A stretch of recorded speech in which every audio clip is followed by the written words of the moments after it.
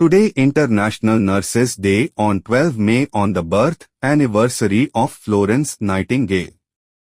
Every year on 12th May the world celebrates International Nurses Day, which honors the birth anniversary of Florence Nightingale, who is commonly considered the pioneer of modern nursing.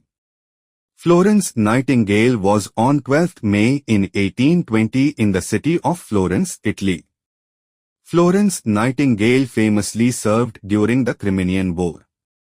She led a group of nurses. Florence Nightingale's nickname, the Lady with the Lamp, originated from her practice of making rounds at night in the hospital, carrying a lamp to illuminate her path while caring for wounded soldiers during the Crimean War.